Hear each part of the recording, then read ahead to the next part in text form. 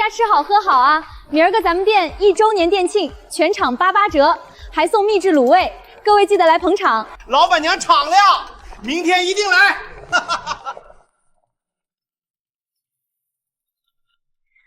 喂，曼姐。明天的货不送了。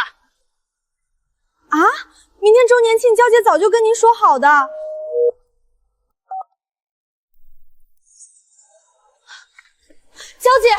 娇姐不好了，出大岔子了！慌什么？天塌不下来，有事慢慢说。刚接了那边卤味店的电话，说是明天的卤味拒绝交货。拒绝交货？明天一早就得要，这节骨眼上说不交货。前几天我就和他反复确认过的，他拍着胸脯保证会按时交货。我问原因，那边直接就把电话挂了，再打就没人接了。娇姐，明天横幅都打出去了，要是没卤送，客人们不得砸了咱们的招牌啊！知道了，你去安抚好前面的客人，这事交给我来处理，保证明天不耽误事。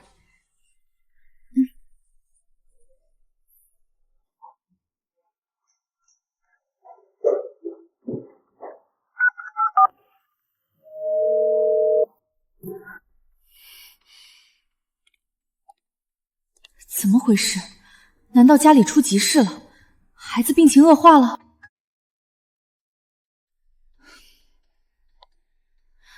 姐，怎么突然说不交货了？出什么事了吗？看到速回。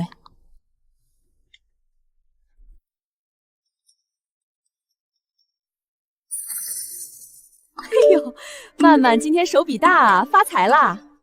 大姑，同喜同喜，沾了咱们家里人的光嘛。好啊，故意不回我消息，在这摆谱呢。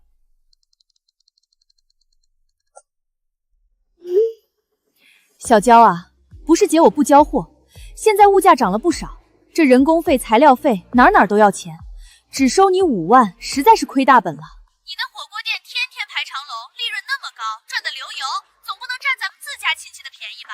我知道你明天急着用，这样吧，只要你给10万，我保证明天一早准时给你送到店里。5万块钱的货，一夜之间坐地起价涨到10万，这已经不是趁火打劫了，这是把我往冤大头宰。占你便宜，好一个占你便宜！大姑，我这火锅店前期投入大，就差最后5万块周转了，您看能不能？哎呦，小娇，不是大姑不帮你，这年头实体店多难做啊！这钱借给你跟打水漂有什么区别？这孩子先天性胆道闭锁，手术费就是个无底洞。我婆婆逼着离婚，小娇，姐活不下去了啊！姐，别哭了，你的卤味手艺好，以后我店里的卤味全包给你，价格我给你按市场价再高3成，这笔钱够你给孩子治病了。小娇，你就是我们娘俩的恩人，姐这辈子做牛做马报答你。做牛做马，你的报答就是在店庆前一夜狠狠捅我一刀。当初订货的时候价格我们说的清清楚楚，5万就是5万，现在临到交货明天就要用，你跟我玩坐地起价，翻倍要10万。姐，做人不能这么没底线吧？陈娇，你少在这里给我扣帽子！你好意思说我坐地起价？有些话我本来不想说，今天不得不说了。你以为你那破火锅店凭什么生意那么好？还不是因为我的卤味好吃，吸引了那些回头客。没有我的卤味，你店里早关门大吉了。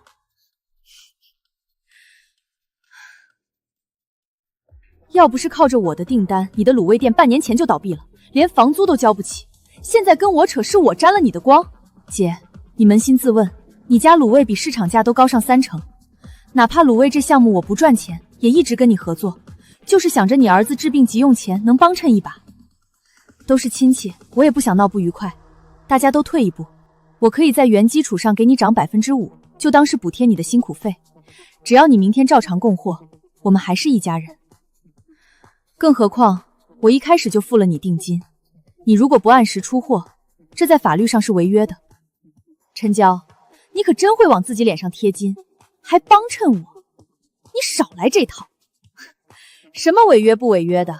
你少拿法律来唬我，咱们连个正儿八经的合同都没签，你有什么证据说我违约？我告诉你，10万，1分都不能少，否则明天的卤味你连个渣都别想看到。没签合同，1分不少，是我太天真了，用钱喂出来的不是感恩，而是吃人不吐骨头的贪狼。那就算了，这卤味我不要了。小李，你进来一下。娇姐，堂姐那边怎么说？同意送货了吗？他的货我们不要了，你现在立刻去盘点库存的备用食材，同时通知采购部联系城南的王记卤味和李家熟食，不管多晚，哪怕出双倍加工费，也要让他们连夜赶制出一批卤味拼盘，明早必须送到店里。娇姐，这成本可就高了。钱能解决的问题不是问题，记住，绝不能被任何人拿捏住咽喉。去办。明白，我这就去。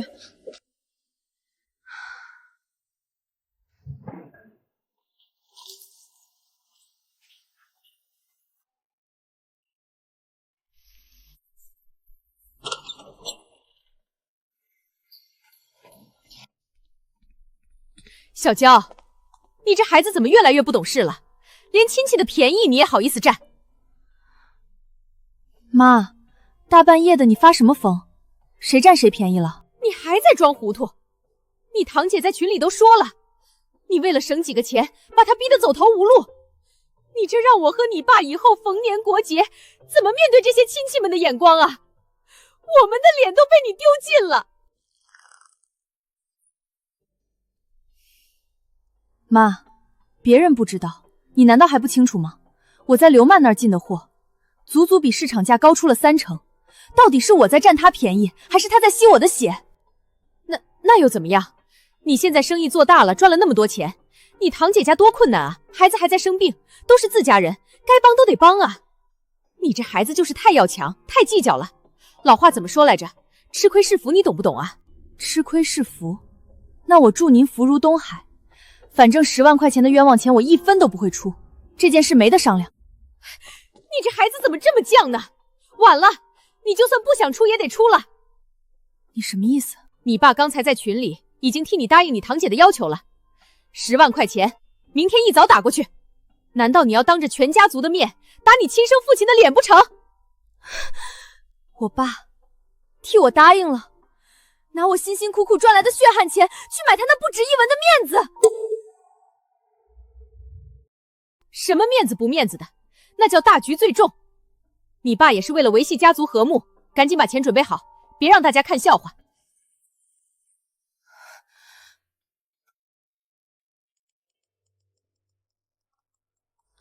各位长辈亲戚们，你们睁大眼睛好好看看，随便一家街边火锅店1个月都能赚个60、70万，更别说咱们娇娇的店了，天天排队到半夜，那赚的只会多不会少，简直是盆满钵满啊！你们说，要是没我们这些亲戚起早贪黑给他供货，他能赚这么多钱？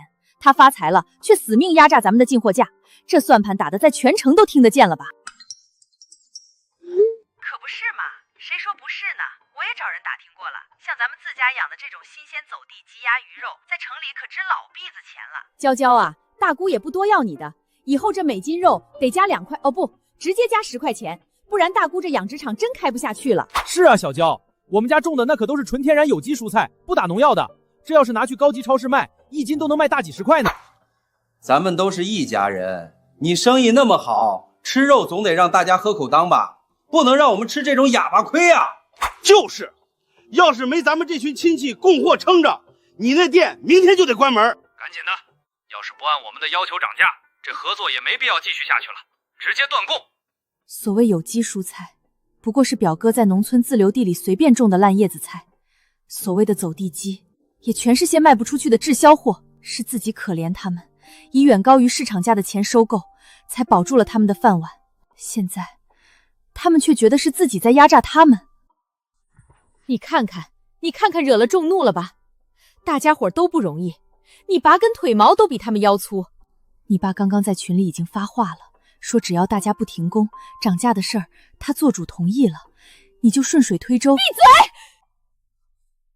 想吸干我的血？好，很好。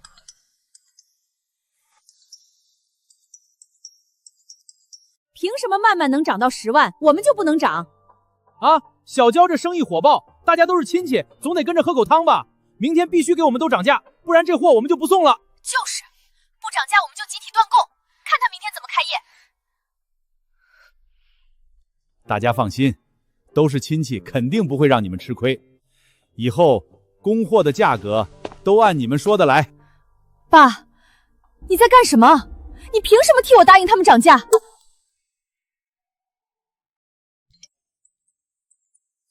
还是小叔会做人。这个家还得是你爸做主。我就说女人不能做生意，气量太小。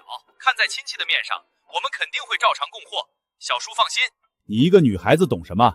我这都是为了顾全大局，亲戚之间和和气气的多好。你花点钱买个好名声，不亏。好名声？你拿我的血汗钱去买你的好名声？爸，学校要交50块书本费。没钱没钱，你大姑家买房子我还借他们2000呢。你一个女娃娃读那么多书有什么用？你总是这样，为了你那可笑的面子，一次次牺牲我的利益。小时候你拿不出50块钱给我交书本费，却去借钱给大姑买房。现在你又要拿我的火锅店去填他们的无底洞。哎呀，小娇，你少说2句，你爸也是为了你好，一家人何必计较那么多？火锅店是我一个人起早贪黑开起来的，没有拿过你们1分钱，他凭什么替我做主？火锅店是我开的，我爸做不了主。想要涨价的，那就麻烦大家另寻他处吧。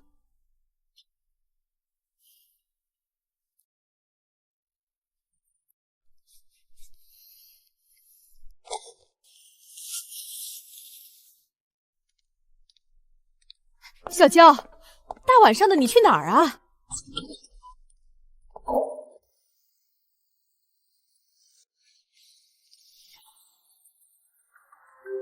吸血鬼。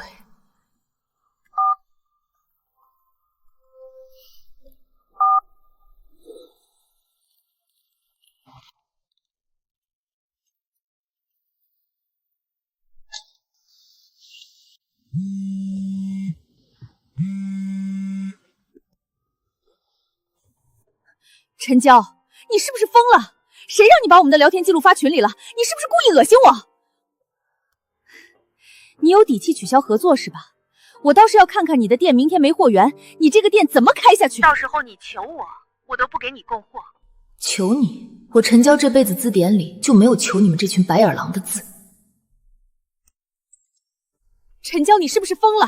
赶紧给我回来！你是诚心想气死我和你爸吗？你现在马上在群里给那些亲戚道歉，然后乖乖的给大家涨价，破财免灾啊，闺女！名声毁了可怎么做人？你可别犯傻，听妈的啊！名声，在你们眼里，我不被这群亲戚吸干血，就是没有好名声。我费劲巴力给你周旋，就想顾着亲戚和气。你倒好，来打我这个父亲的脸，把群里搅得天翻地覆，你满意了？亲戚们都在背后嚼舌根，说我管不住闺女，说我说话跟放屁一样不算数，我这张老脸都被你丢尽了。陈娇，我告诉你，你现在立马给我滚回群里道歉，把合作恢复了，按他们说的涨价，不然你就别进这个家门。为了你在亲戚面前的面子，你连亲生女儿的死活都不顾。你可以理解亲戚的不容易，为什么就不能理解我起早贪黑的辛苦？既然这个家只认面子不认人，那我不进也罢。现在不是伤春悲秋的时候，明天火锅店就要开门营业，一旦供货问题解决不了，以后就只能被他们拿捏一辈子，必须马上找到新货源。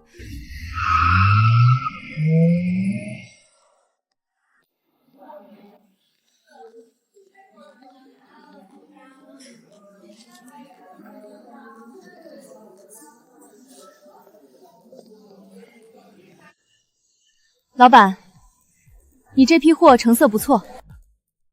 美女好眼光，我这都是刚下地、刚宰杀的新鲜货，整个市场属我这质量最好。不过价格嘛，比别家稍微贵点。价格好说，只要量大够新鲜就行。我开火锅店的需要急单，明天一早就得送到。急单？明天一早？这时间也太紧了，我这边还要给几个老客户备货，怕是来不及啊。老板，单价我给你市场最高价，往上再浮动5%，只要你明天能准时送达，咱们立刻签1年的长期供货协议。成交！就冲你这爽快劲儿，我今晚全员加班也给你把货备齐。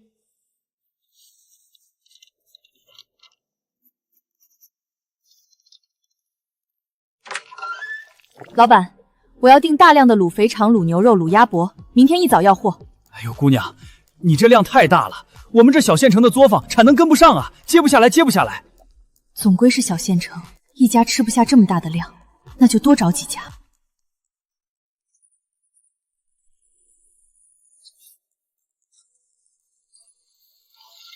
这下明天不仅货源储足，品质也比刘曼他们强100倍。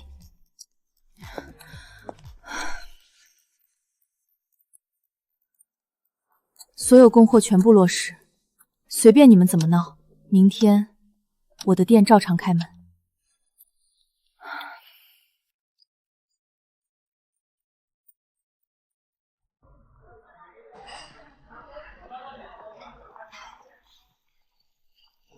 哇，今天这毛肚绝了，脆生生的，比以前好吃多了。这卤味也换了吧，味道更浓郁，而且一点都不柴。老板娘这是换大厨了。娇姐，大吉啊！流水出来了，光是今天一天，咱们接了300多桌，一天的流水直接破了10万大关，比之前周延庆的时候还要高。好，告诉大家，今天这仗打得漂亮，每个员工这个月多发500块奖金。娇姐大气，谢谢娇姐。娇姐给我们这个月奖励500块奖金。娇姐万岁！娇姐，您真是明智。之前那些亲戚供的货质量参差不齐，好坏参半，咱们后厨每天挑拣都要扔掉一小半。现在换了新供应商，品质直线上升，客人眼睛可是雪亮的。以前是我念及亲情，宁愿自己吃亏也要帮衬他们，可他们真把我当成软柿子捏，趴在我身上吸血还不知足。现在该是他们付出代价的时候了。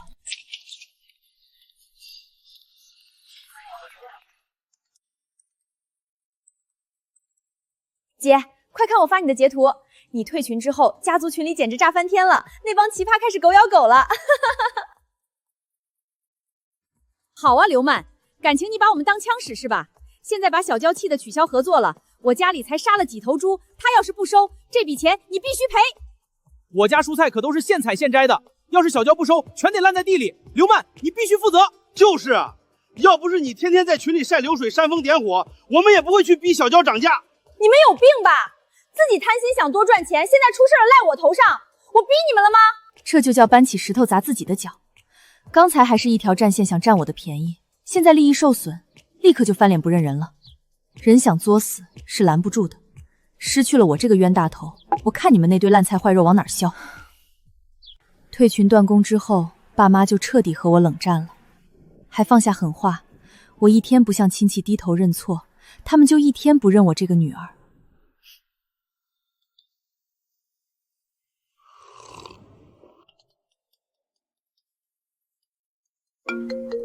喂，怎么了？娇娇姐，你退群之后，亲戚群里可彻底炸开锅了。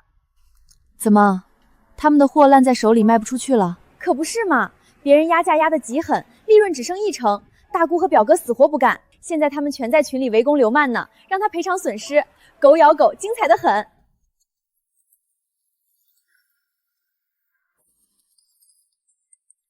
刘曼，都怪你瞎撺掇，现在货卖不出去，全砸手里了，你必须赔我的钱。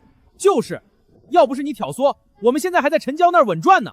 断人财路，犹如杀人父母，这笔账算你头上。当初一说涨价，你们哪个不是抢着举手赞成？现在出事了，全赖我头上，有本事你们自己去找陈娇求情啊！医院天天打电话催缴医药费，这整整5万块钱的卤味全砸在手里，婆家也嫌弃我甩手不管，我绝对不能就这么认输。大姑，你别逼我了，我有个能让咱们翻本的绝妙办法。你能有什么办法？难不成去抢银行？陈娇那店隔壁不是刚好盘出去了吗？空着也是空着，我们几家合伙盘下来，也开个火锅店。开店？我们哪懂这个？怕什么？陈娇一个黄毛丫头都能把生意做火，我们为什么不行？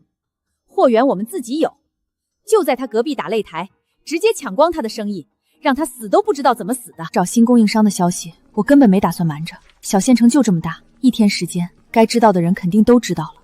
尤其是刘曼，他儿子快要做手术了，突然断了我这边的收入来源，连住院费都要交不起了，竟然没来找我大闹一场，安静的实在有些诡异。娇姐，怎么了？后厨缺料了？不是，是隔壁那家空了半个月的商铺，今天突然开始装修了，而且也是一家火锅店。开店就开店呗，火锅又不是我们家的特权，只要咱们味道好，还怕别人竞争？可是开店的是您的堂姐刘曼，而且，哎呀，老板，您自己出去看看就知道了。刘曼，她哪来的本钱开店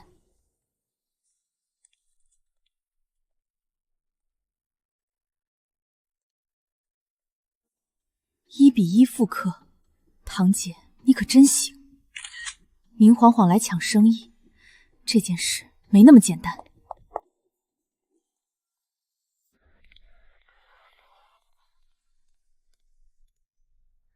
哟，娇娇啊，真是不好意思，姐姐以后就是你的贴心好邻居了。你盘下了隔壁。是啊，大家都是亲戚，有钱一起赚嘛。以后大家各凭本事，你生意要是被抢光了，可别怪姐姐不念旧情。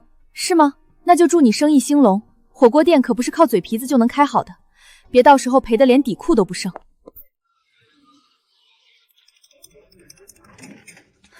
娇娇姐，出大事了，你快别看账本了。怎么了？又是隔壁刘曼闹出什么幺蛾子了？你爸大伯他把你的火锅底料秘方偷偷拿给刘曼了。你说什么？再说一遍。我亲眼看见的，大伯在楼下把一张纸条塞给刘曼，还说那是你之前在家里试验配方时留下的核心笔记。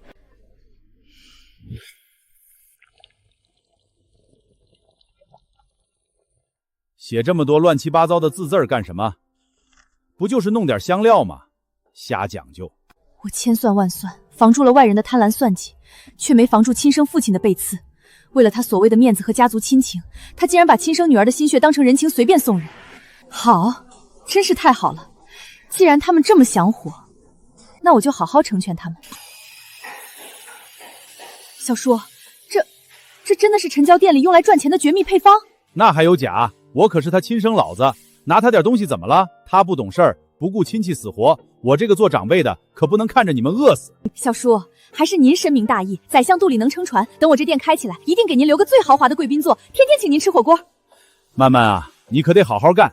娇娇那丫头性子太绝，等你们的店生意火了，压过她一头，她就知道自己当初错得多离谱了。您放100个心，有了这祖传配方，再加上我的独门卤味，陈娇那店迟早得被我挤兑的关门大吉。偷了配方就以为能开店，餐饮业要是这么简单，满大街早就全是首富了。一帮乌合之众也配跟我打擂台？底料只是基础，食材的把控、供应链的稳定、内部的运营管理，哪一项是你们这些只顾眼前利益的吸血虫能玩得转的？既然你们找死，那我就静静地看着你们怎么一步步把自己推向地狱。今天要是再拿不到材料尾款和工钱，这活我们绝对不干了！兄弟们，把工具都收了！师傅，您通融，就再宽限2天，钱马上就到位。宽限什么呀？宽限！刘曼，当初可是说好你出大头，我们几家各出3万，凑个数跟着分红。现在钱花光了，你倒是赶紧拿钱出来顶上啊！就是，眼看就要开业了，连个装修尾款都结不清，你这破店还怎么开？想空手套白狼啊？你们站着说话不腰疼，店里的设备、人工、水电哪样不要钱？你们就出了那点芝麻绿豆的钱，现在想坐享其成，再不出钱补漏，前期投入全打水漂，大家都得完蛋。要钱没有，要命一条。我们的钱也不是大风刮来的，你不是还有个好小叔吗？找你小叔借去啊，他肯定向着你。老陈啊，你就帮忙拉一把，曼曼这店眼看就要开业了，就差这最后一口气。你可是看着曼曼长大的，总不能见死不救吧？小叔，我知道陈娇心里怪我，但这店要是开不起来，我儿子连下个月的救命药费都没了，您就当做善事吧。不是我不帮你们，娇娇那死丫头自从搬出去后，每个月除了雷打不断的生活费，多1分钱都不肯给我打，我这手里哪有闲钱啊？哎呦，老陈，你可是他亲爹，他火锅店生意那么火爆，一天流水好几万，他防着我们这些亲戚就算了，连亲爹都防着，你这爹当的也太窝囊，太失败了吧？谁说我窝囊了？他再怎么横也是我闺女，但这钱我是真的一时半会儿拿不出来。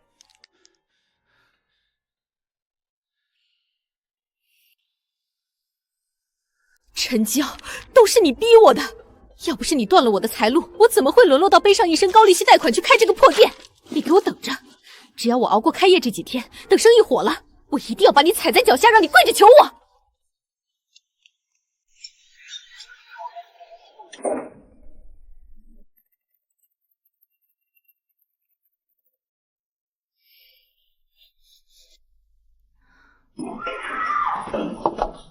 隔壁明天一早就要开业了，这大半夜的，那帮牛鬼蛇神又在闹什么幺蛾子？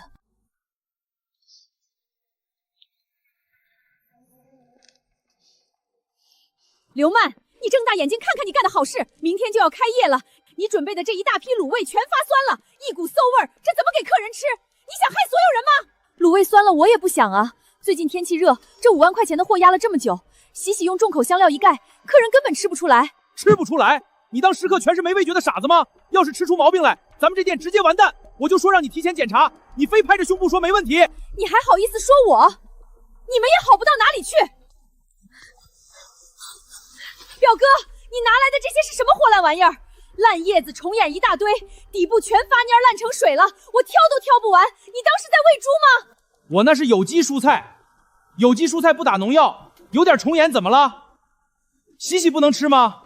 总比你那发馊发臭的毒卤味强100倍。行了，都别吵了。当初是你刘曼大言不惭，说你的卤味能撑起整个店，让我们放心投钱。现在招牌卤味废了，明天开业拿什么东西撑场面？慌什么？我有办法。你有什么办法？这大半夜的，你去哪儿变出新鲜食材来？嘘，行了，我来想办法，你们把嘴闭严实就行。明天绝对不耽误开业。5万块的变质卤货，烂叶子蔬菜，刘曼到底想干什么？这么短的时间，他能去哪里弄到明天开业急需的食材？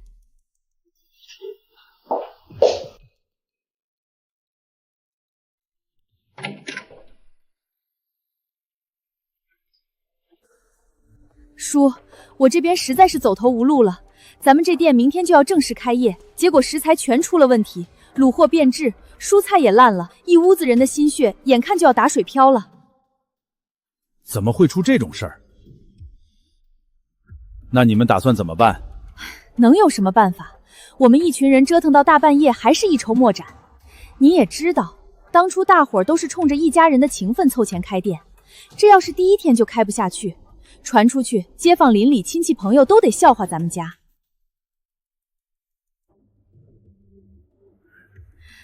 叔，陈娇那边火锅店冷库食材充足的很，他生意红火，也不差这一时半会儿的货。您手里不是有他店里的备用钥匙吗？不如今晚拿一些食材过来应急，就当临时借用，等我们缓过来立马补上，既能保住门店，也不让外人看咱们笑话。您觉得呢？这有什么好纠结的？都是自家人，我这就过去，你们等着我。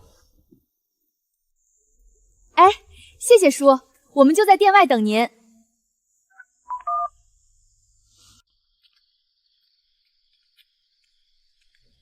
他说，真就这么进去拿，万一被发现……怕什么？走，动作麻利点。叔说的对，抓紧时间。表哥，你跟我搬重物，大姑你在巷口望风，有路人立刻示意我们，记住，全程别闹出动静。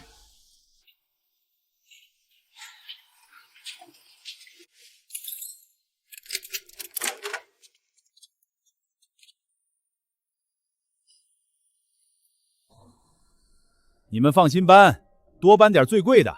这是我女儿的店，我的就是她的，难道她还能报警抓她亲爹不成？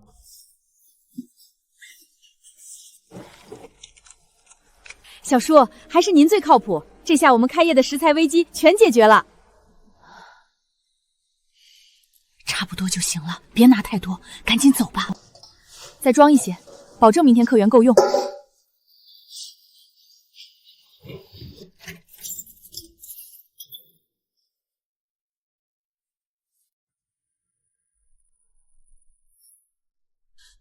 老板，不好了，出大事了！怎么了？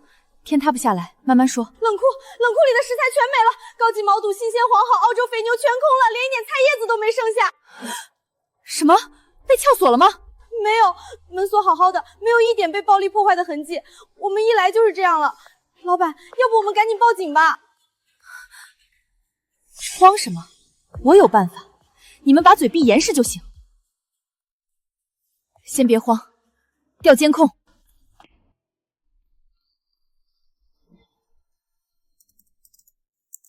我防贼防盗，防住了所有外人的算计，却唯独没有防住生我养我的人。他竟然半夜带着外人来洗劫我亲手打拼出来的心血。你们放心搬，多搬点最贵的。这是我女儿的店，我的就是她的，难道她还能报警抓她亲爹不成？小叔，还是您最靠谱。这下我们开业的食材危机全解决了。老板，这是你爸，那我们还报警吗？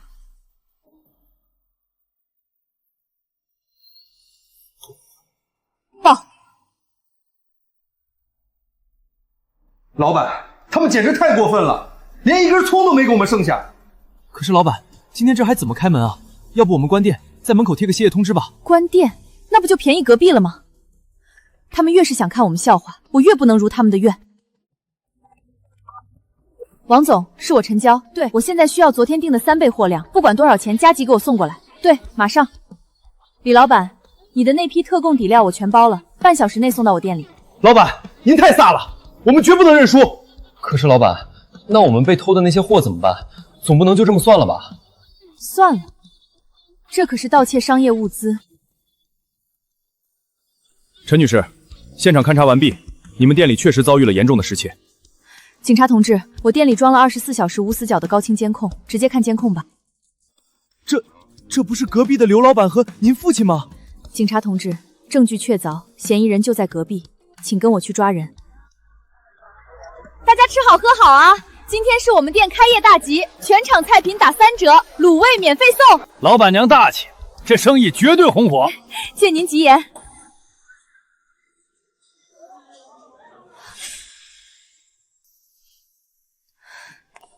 陈娇，你这是做什么？你带这些人来是什么意思？该不会是看我今天开业生意好，故意跑来捣乱的吧？同行是冤家呀，这是隔壁那家店的老板吧？带警察来砸场子，这也太嚣张了吧！刘曼，你做了什么你自己心里清楚。这位女士，请你配合我们的工作。我们接到报案，有人涉嫌盗窃他人店内的贵重食材，我们现在过来进行调查核实。盗窃？什么盗窃？警察同志，你们可别听他胡说八道，他就是嫉妒我生意好。这是陈女士店里的监控录像，画面里的人是你吧？看着穿的人模人样的，居然去隔壁偷东西。这贼喊捉贼的戏码真是绝了，我还以为他多委屈。警察同志，你们肯定是被我这个好妹妹给利用了。监控证据确凿，你还有什么可狡辩的？我是去了他店里拿食材不错，监控里的确实是我，可那又怎样？那些食材可都是我小叔，也就是他爸亲手交给我，亲自带我们去拿的。你少在这里狡辩，偷就是偷。知道我们新店马上开业，食材不够，小叔心疼我这个侄女，特意从自家店里匀出来的。我们都是一家人，血浓于水。他爸拿自己女儿店里的东西来贴补亲戚，这怎么能叫盗窃？就是啊，警察同志，你们别听陈娇瞎说，我们这是家务事儿。他爸就是这家店的太上皇，拿点肉怎么了？这死丫头就是赚了几个臭钱，连长辈都不放在眼里了。陈娇，你为了这么点破事儿，居然报警抓你堂姐，你的良心被狗吃了吗？当初你堂姐可没少照顾你。你们那是照顾吗？你们那是吸血，偷了几10万的货，还好意思说是拿？你们没资格代表我，那是我的店，我的财产，没经过我的允许，谁拿都是偷。你这死丫头，油盐不进是不是？你要证据是吧？好，把你爸叫出来。吵什么吵？还嫌不够丢人吗？小叔，你可算出来了。你看看娇娇，她居然带警察来抓我，说我们偷了她的食材。是啊，二哥，你快管管你这无法无天的女儿吧。爸，你在隔壁后厨待得挺惬意啊，带着外人搬空自己女儿的心血，很有成就感吗？你怎么跟我说话的？警察同志，你们别误会，那些食材确实是我拿的。哼，我拿我自己女儿店里的东西，又不是拿外人的，这怎么能算犯法呢？我操，原来真是亲爹干的，这什么爹啊？虽然是亲爹，但女儿的店也是合法财产吧？这事儿弄得真尴尬。你自己女儿店里的东西，爸，这家店的法人是我，投资是我，你1分钱没出过。陈娇，你是不是脑子糊涂了？就因为跟亲戚闹了点小矛盾，你就报警抓你堂姐抓你爸？你眼里还有我这个父亲吗？还有没有长幼尊卑？就是养你这么大有什么用？简直就是个白眼狼！我们都是一家人，拿点食材怎么了？至于这么小题大做，在这么多人面前丢人现眼？你不嫌丢人，我还要这张老脸呢！面子？你的面子就是拿我的血汗钱去填补他们的贪婪吗？几十万的货，你说拿就拿？你考虑过我今天怎么做生意吗？今天不做，明天做，你差这一天赚的钱吗？你堂姐儿子生病了，你帮衬一下怎么了？这个陈女士，陈先生毕竟是您的父亲，按照法律规定，直系亲属之间的这种行为，如果不是特别恶劣，我们通常还是建议作为家庭内部纠纷，以调解为主。算了算了，陈娇，算我怕了你了，不就是点食材吗？搞得好像谁买不起似的。我出钱，按进货价买你的货，这总行了吧？看到没？曼曼多大气，哪像你抠抠搜搜的。就当我给小叔一个面子，不跟你一般见识，这事儿就这么了了。你赶紧带着你的人走吧，别妨碍我做生意。你听听，你听听，既然你堂姐都这么说了，你赶紧带人走吧。为了点钱闹得这么难堪，你的教养都学到狗肚子里了，还不嫌丢人吗？这就是我的好父亲，这就是我曾经掏心掏肺帮衬的亲戚。既然你们这么喜欢作死，那我就成全你们。买我的货可以，早这样不就结了？非要闹得大家都难堪。刷卡吧，密码是6个8。警察同志，您看都解决了，辛苦你们跑一趟了。陈娇，你发什么疯？哎呦，姐你干嘛呀？这盘是什么东西？这是我们店里开业送的招牌卤味啊，每桌都免费送一份。别理他，赶紧给那一桌客人端过去。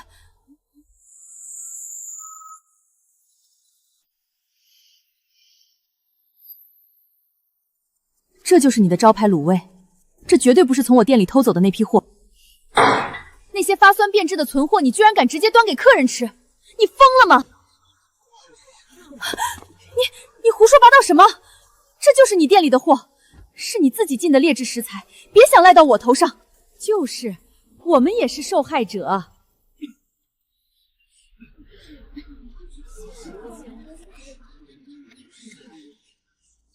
警察同志，这卤味严重变质，有问题，绝对不能再让人吃了。救命啊！有人晕倒了！老公，你怎么了？老公，你别吓我啊！快叫救护车！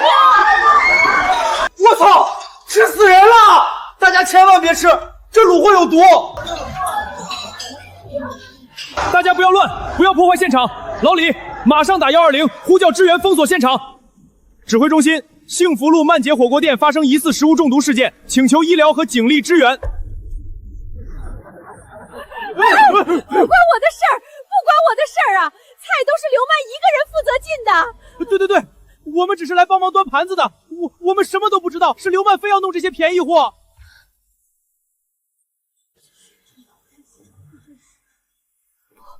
不会的，怎么会这样？和我没关系，和我没关系啊！是他，是陈娇，警察同志，是他干的。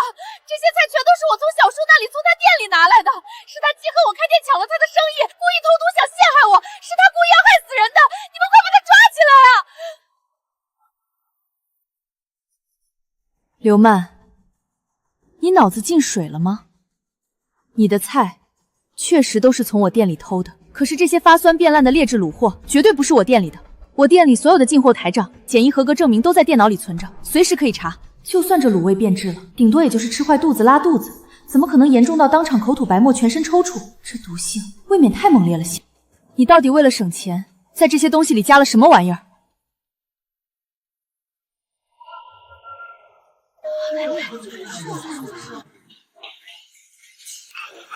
快，准备吸氧，心电监护仪接上。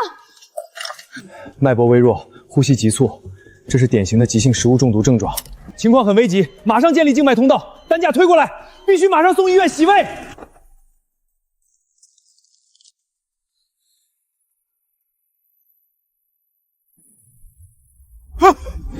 退钱！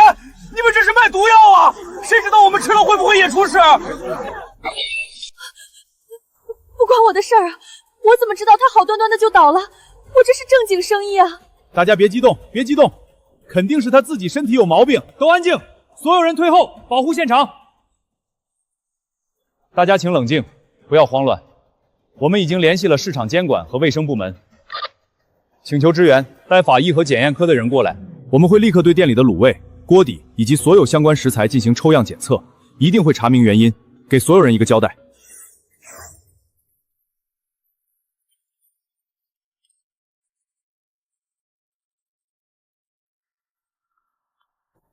店里的法人是谁？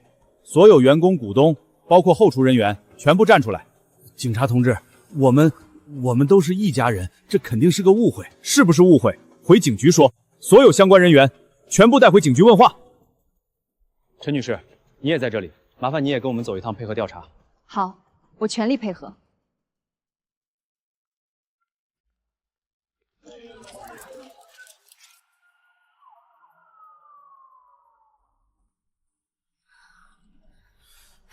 警察同志，我们就是来凑热闹的。那店是刘曼开的，跟我们1毛钱关系都没有啊！对，我们连分红都没拿过，那是他自己的主意，吃死人可别找我们。你们放屁！当初投钱的时候你们怎么说的？现在出事了想跑，门都没有！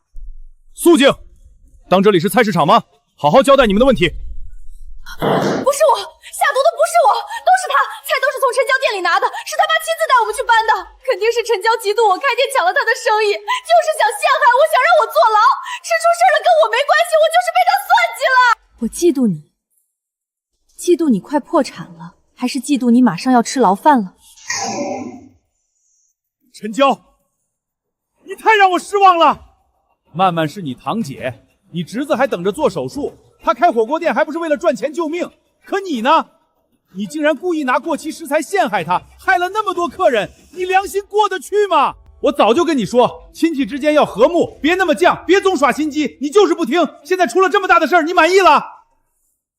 娇娇，你有什么不满，冲着我来就是了，为什么要连累无辜的客人呢？你这心肠也太狠了。你们是不是忘了一点？我怎么会知道你们这群家贼半夜要去我店里偷拿食材？我是会未卜先知，提前算好你们要来偷东西，然后在里面下毒，让你们搬走去陷害你自己吗？你的脑子是被狗吃了吗？爸，我真怀疑自己到底是不是你亲生女儿。你什么意思？你宁愿帮着一个贼，一个外人，也不愿意相信你自己的女儿。我不相信你，你也不看看你干的什么事儿！你这个逆女！调查结果出来了。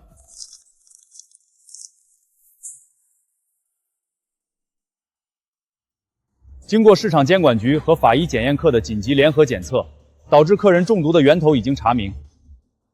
导致客人中毒休克的是卤味拼盘。看，我就说是卤味，那卤味是从陈娇冷库里头拿出来的，抓他！闭嘴，听他说完。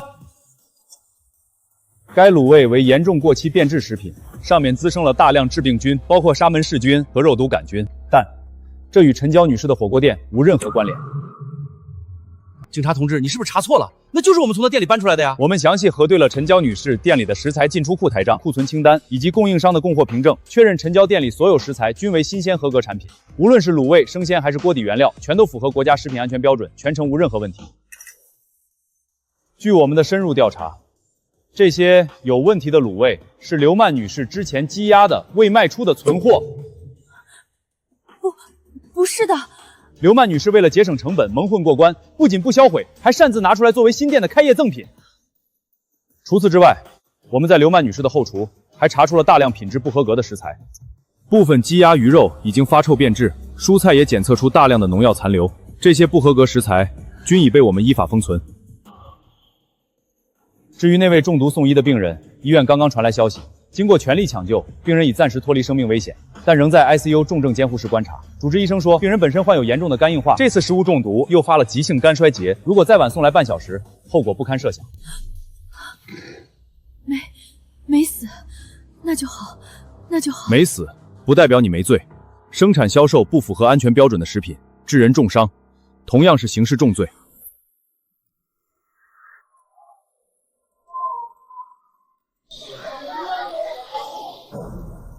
你看，警方通报都说了，隔壁那家用过期卤味把人吃进了 ICU，差点闹出人命。这家可是被官方盖章认证的干净卫生。可不嘛，现在这世道能吃得放心最重要，哪怕排队2小时我也认了。造孽呀！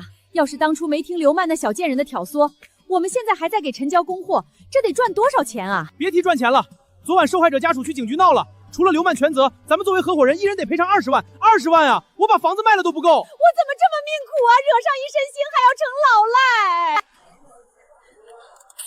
老板，后厨说肥牛和鲜毛肚又要见底了，今天的翻台率已经是平时的3倍了。马上联系供应商，让他们加急送货，必须保证新鲜。顺便通知大家，这个月所有人奖金翻倍。谢谢老板，老板大气。事后我才知道，刘曼这次是真栽了个大跟头。病人本身患有严重的肝硬化，肝脏代谢功能极差，导致无法分解毒素，诱发了急性肝衰竭。幸亏送医及时，抢救过来了。那他以后会不会有后遗症？肝脏损伤比较严重，需要长期服药治疗，不能干重活。这次算是捡回一条命。只能说多行不义必自毙。刘曼这次没闹出人命，不是他运气好，是那个客人命大。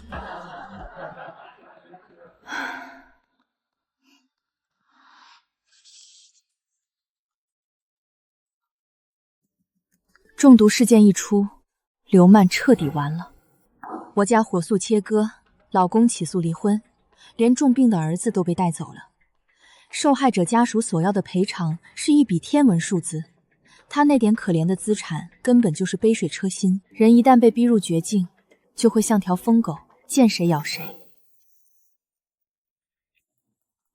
您好，请在这边签收一下，这是刘曼提起的民事诉讼，法院已经正式受理。起诉书？一派胡言，那是客套话，他这是故意栽赃我。造孽，这是要逼死我们啊！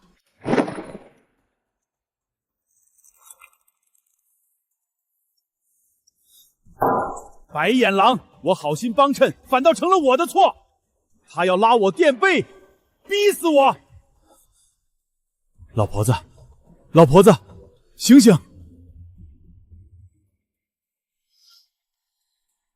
老陈，我这是……你刚才晕过去了，我扶你回屋躺着吧。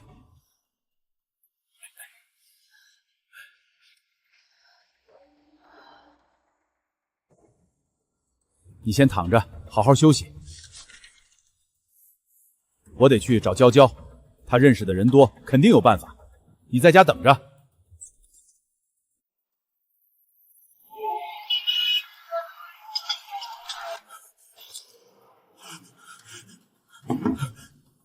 娇娇，刘曼那个毒妇，她想让我去坐牢，你快想办法！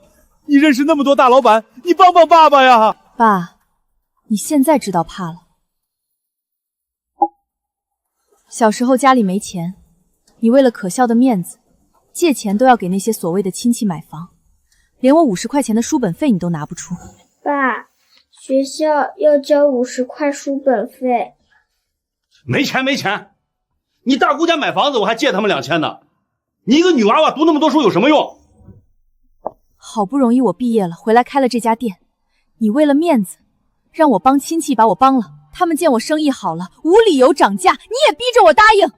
你甚至联合外人，半夜来偷自己亲生女儿店里的食材。你做这些的时候，考虑过我吗？考虑过我的死活吗？我那都是为了咱们家在亲戚面前能抬起头啊！我不知道他会下毒啊！收起你的虚伪吧。你现在来找我，不是因为你知道错了，你只是怕了而已，怕坐牢，怕赔钱，怕身败名裂。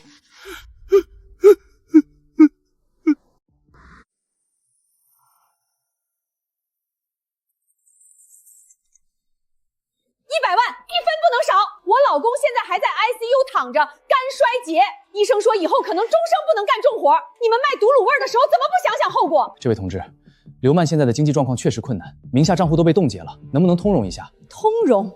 我家人躺在医院里，谁来通融？告诉那个毒妇，砸锅卖铁也得赔，否则我们绝不谅解。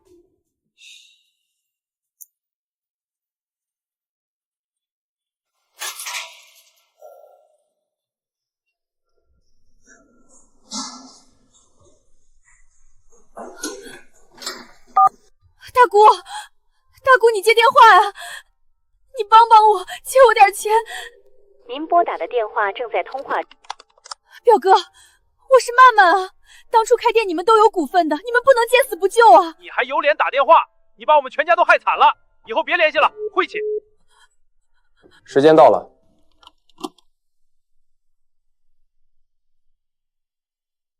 对了，你家属刚才打来电话，关于你儿子的。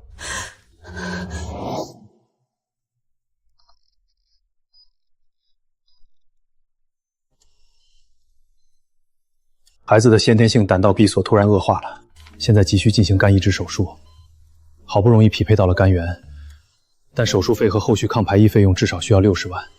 你们家属谁来签字缴费？60万？我们哪拿得出60万？那个扫把星儿媳妇自己进了局子，把我们家的底儿都掏空了。这病治不好就放弃吧。医生，求求你救救我外孙，我没钱，我真的没钱啊！房子已经抵押了。我们会尽力，但费用问题你们家属要尽快解决。为什么会变成这样？婆家不要我了，娘家拿不出钱，亲戚全都躲着我。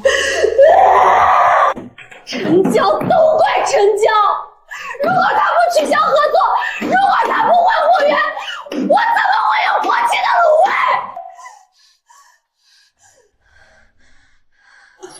刘曼，法院来了通知。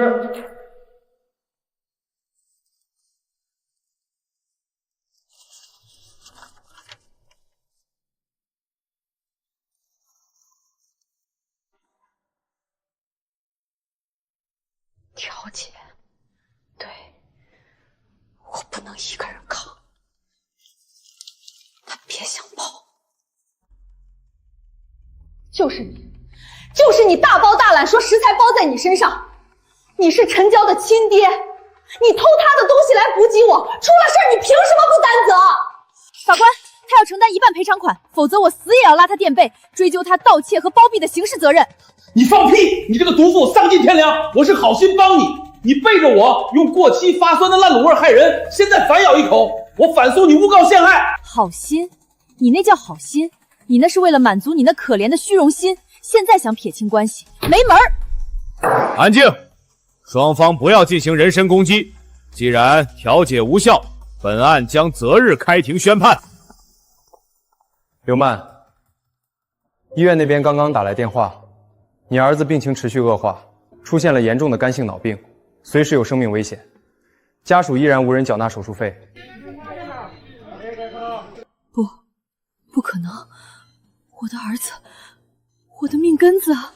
求求你们，让我出去救救我儿子，让我干什么都行，救命啊！我的儿子啊！陈总，关于您店铺食材被盗的诉讼材料已经全部整理完毕，所有监控录像、进货台账、损失清单均已公证。对方虽然试图将盗窃纠纷与投毒案混为一谈，但我们在法律上完全可以剥离出来，一码归一码进行追偿。辛苦您了。我的诉求很简单，不管他们现在狗咬狗，咬得多惨，偷了我的东西就得按法律规矩赔偿，我绝不插手他们之间的烂摊子。明白。您父亲那边？法律面前没有亲情，他既然敢偷，就要承担相应的民事赔偿。善良要有底线，宽容要看对象。我不落井下石已经是最大的仁慈。过去的羁绊到此为止，从今往后，谁也别想再从我身上吸走一滴血。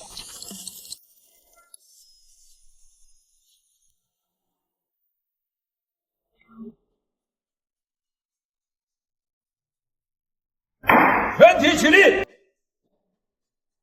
现在对本案进行一审宣判。被告人刘曼在经营曼姐火锅店期间，使用严重过期变质的卤味供顾客食用，致一人重伤、急性肝衰竭，其行为已构成生产、销售不符合安全标准的食品罪，且造成严重后果，情节严重。根据法律法规，判处被告人刘曼有期徒刑5年，并处罚金10万元。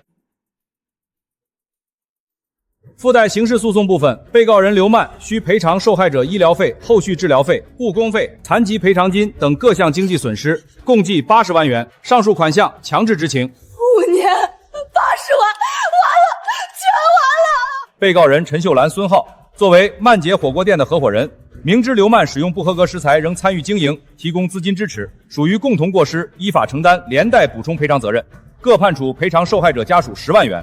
现判决生效后30日内支付，逾期不履行，法院将依法查封名下财产，并列入失信被执行人名单。我的棺材本啊！老天爷啊！我不活了！法官，我冤枉啊！我冤枉啊！我真的不知道刘曼用过期卤味啊，都是他骗了我们。肃静，判决已定，如有不服，可在收到判决书后10日内向上一级人民法院提起上诉。被告人陈德厚未经女儿陈娇允许，擅自转移其火锅店内食材交付给刘曼使用，该行为侵犯了他人合法财产权，构成民事侵权。考虑到陈德厚与陈娇系父女关系，且无主观投毒恶意，亦未参与刘曼的经营活动，不予追究刑事处罚，但当庭予以严厉训诫，并责令其在本判决生效后15日内向受害者家属及被盗方陈娇出具书面悔过书。我知错了，我真的知错了。法官，我对不起受害者，也对不起我闺女。退庭。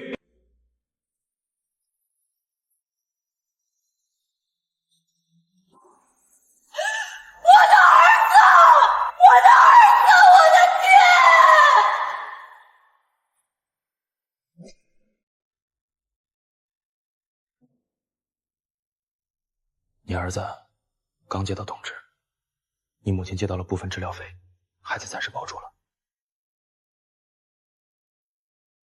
宝宝，妈妈对不起你。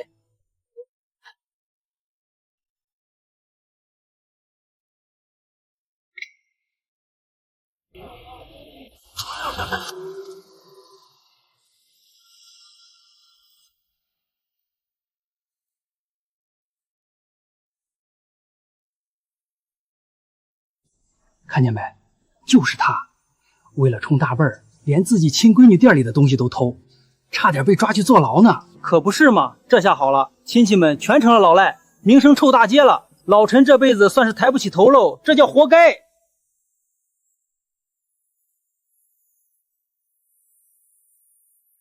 面子，我争了一辈子的面子，最后落得个众叛亲离、万人唾骂的下场。娇娇，爸对不起你，可是爸再也没脸去见你了。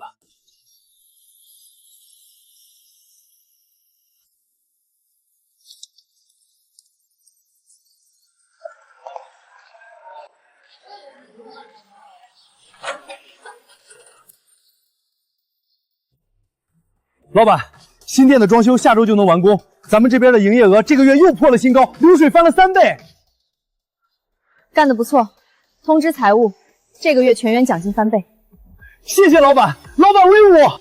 这场荒唐又惨烈的闹剧终于画上了句号。父亲保住了自由，却永远活在了愧疚的枷锁里，成了小城里的笑柄。我们之间的裂痕，大概这辈子也无法弥合了。